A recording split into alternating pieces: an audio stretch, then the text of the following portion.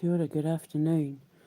I'm sitting here listening to the Gospel of Thomas, and there's something in it, the hidden messages that Jesus had said that Thomas documented. And so the Gospel of Thomas is talking about, all these messages that people don't know about. Some of them, if you've read the Bible and, you're into this sort of thing, some of them are going to be familiar to you, but some of them are quite mind blowing, especially if you follow me, if you know my work, if you know my connection to God, if you know what I'm here to do, my Holy Spirit bloodline, all that sort of thing. Um, it confirms a lot. It also, the bit about when Jesus said, people think that I'm here to make peace, but I'm here to make war. And that if there's a household of 5, he'll have 3 against 2 and 2 against 3. And then they will become one. That's fascinating, because what he's saying is that he's here, that Jesus has come to point out the evils of man, the sins of man.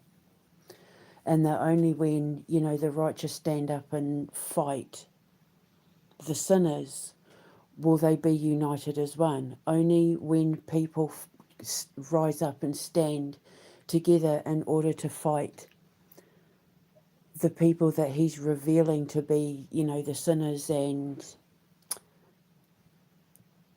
the agents of the devil sort of thing, only then will people become one, which is just beautiful and mind-blowing. It's just mind-blowing. But then he says, and this is really important, really important, because he says, those who blaspheme against the Father shall be forgiven. Those who blaspheme against the Son shall be forgiven, but those who blaspheme against the Holy Spirit shall neither be forgiven on earth nor in heaven. So what that means is anybody who spoke bad about Russia, Vladimir Putin, shall be forgiven. The world who blasphemes against the father bloodline shall be forgiven. The British who blasphemed against the son bloodline shall be forgiven. The people who blasphemed against the Holy Spirit bloodline shall not. So, all the people that did wrong against Vladimir Putin and Russia, they'll be forgiven. All the people that have done bad against the king, thought bad about the king, blasphemed about the king, King Charles, the son bloodline shall be forgiven. But everybody who blasphemed against me, the Holy Spirit bloodline, won't be forgiven on earth nor in heaven. Why? Because propaganda turned people against Vladimir Putin and Russia. Propaganda turned the British and the Commonwealth against their own king. So they didn't know any better, because they had ears to hear, but they heard wrong.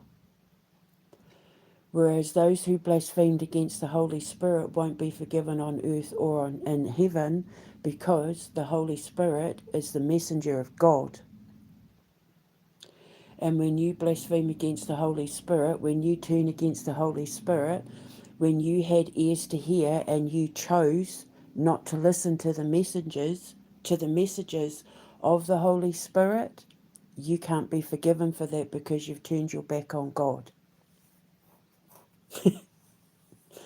So, the other thing, one of the other sayings was, I can't remember it word for word, but basically, the prophets and the scholars hid the keys to the kingdom from the people who wanted to learn, basically to keep it to themselves. They wanted to keep the knowledge of the heavens to themselves and shut everybody else that wanted to know God for themselves. And then he says, what does he say? Be as smart as the serpent and as wise as the dove. And then you'll have ears to hear, or something like that. I've put a link. But when I was reading it, when I was listening to it, what I heard was he's talking about the occult. He's talking about cults like the Illuminati, like the Church of Leviathan, like people like Aleister Crowley and that. They had this knowledge, they had the keys to the occult that they kept to themselves, because cults keep to themselves. They keep everything to themselves.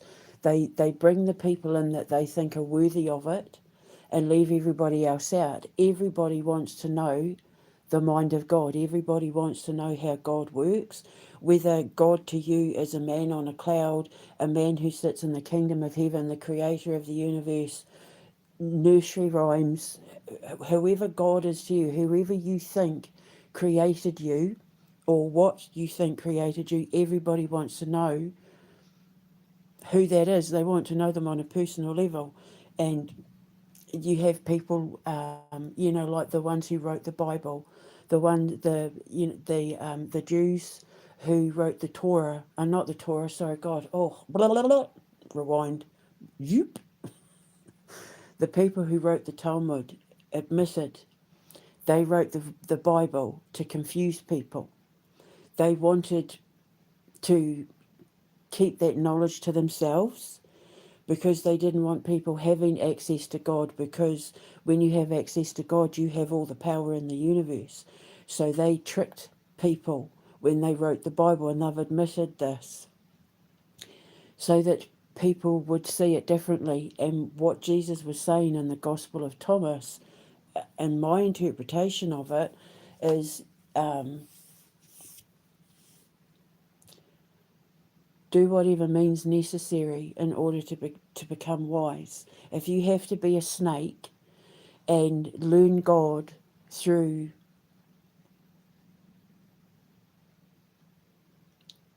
slipping through the cracks, through slipping through the indoctrination of religion, if you have to do that, do it.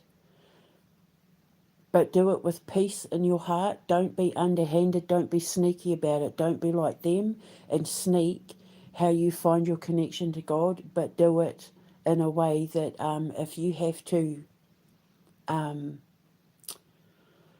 not be obvious about it, if you have to be a little bit sneaky and snaky about it, then do it, which is what I've done.